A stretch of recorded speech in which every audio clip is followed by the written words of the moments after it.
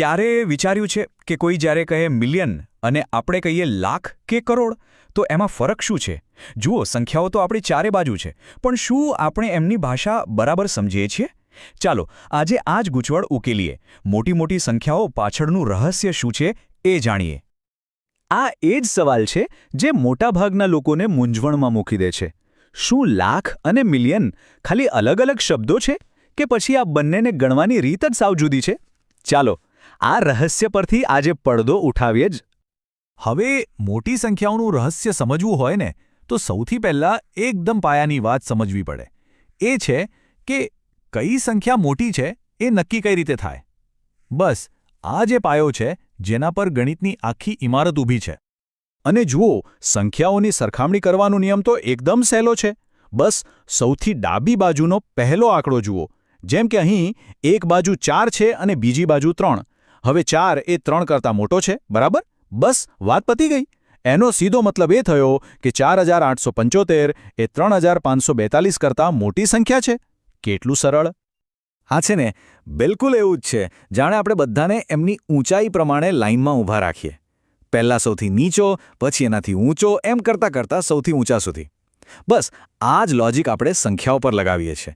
પછી ભલે દુકાનમાં કિંમતના ટેગ હોય કે બીજું કંઈ પણ, આ રીતે ગોઠવવાથી બધું એકદમ સ્પષ્ટ થઈ જાય છે. તો ચાલો હવે આગળ વધીએ અને સમજીએ એક સિક્રેટ કોડ. આ કોડ એ છે કે કોઈપણ સંખ્યામાં અંક ક્યાં બેઠો છે, એની જગ્યા કઈ છે, એના પરથી એની તાકાત નક્કી થાય છે, એનું મૂલ્ય નક્કી થાય છે. અને આ જ આઈડિયા મોટી સંખ્યાઓનો અસલી પાયો છે. આ જે સ્થાન મૂલ્ય છે ને, એ જ આપણી આખી નંબર સિસ્ટમનો પાયો છે. જરા વિચારો, 7 નંબર, એનું મૂલ્ય શું? જો એ એકમના સ્થાને હોય તો એની કિંમત ખાલી 7.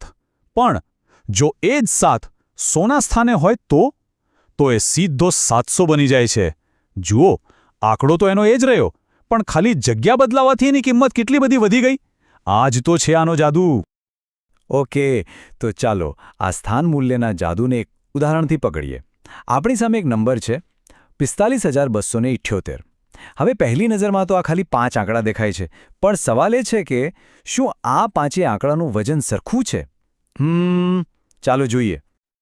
અને આ રહ્યો એ સિક્રેટ કોડ.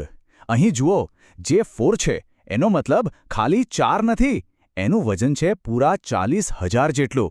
એવી જ રીતે 5 એટલે 5000, 2 એટલે 200. દરેક આંકડો પોતાની જગ્યાના હિસાબે એક કિંમત લઈને આવે છે, અને આ બધા નાના નાના ટુકડાઓ ભેગા થાય ત્યારે જ આખી સંખ્યા બને છે. સરસ! તો હવે આપણે પાયો તો બરાબર સમજી ગયા. તો ચાલો હવે આપણી સફરને એક લેવલ ઉપર લઈ જઈએ. હવે આપણે હજારોની દુનિયાથી આગળ વધીને સીધા લાખ અને કરોડની મોટી અને ભવ્ય દુનિયામાં એન્ટ્રી કરીએ.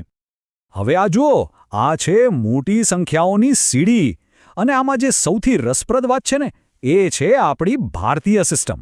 આપણે 10,000 પછી સીધા 1 લાખ પર કૂદકો મારીએ છીએ, અને પછી 10 લાખ, અને પછી સીધા 1 કરોડ. આ આપણી ગણતરીની એકદમ આગવી અને ખાસ રીત છે.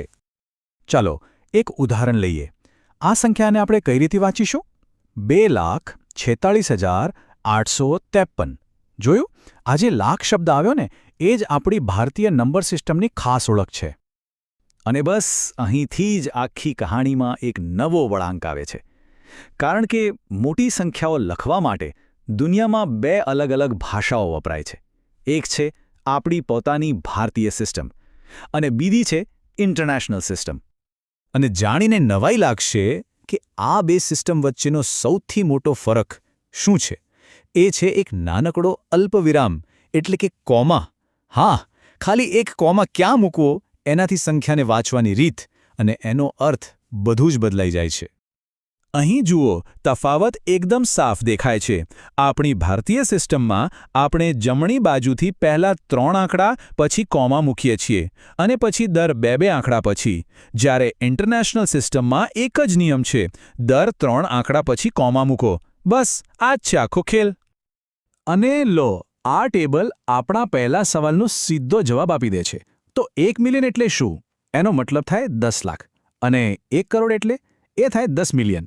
આ નાનકડો ફરક લાગે છે, પણ છે બહુ જ મહત્વનો. ખાસ કરીને જ્યારે આપણે ઇન્ટરનેશનલ ન્યૂઝ જોતા હોઈએ કે પછી કોઈ રિપોર્ટ વાંચતા હોઈએ. પણ સવાલ એ છે કે આપણે આ બધું શા માટે શીખી રહ્યા છીએ? કારણ કે આ નંબર્સ ખાલી ચોપડીમાં નથી. આ નંબર્સ આપણી આખી દુનિયા ચલાવે છે, આપણી રોજિંદી જિંદગીમાં પણ. ચાલો જોઈએ કેવી રીતે. જરા નંબર પર નજર નાખો. 1, 3, 8, 0 કેટલા બધા આંકડા છે. વાંચવામાં પણ તકલીફ પડે. ઇન્ટરનેશનલ સિસ્ટમ પ્રમાણે આને 1,380,000,000 કરતાં પણ વધારે કહેવાય. પણ આટલા મોટા નંબરનો મતલબ શું?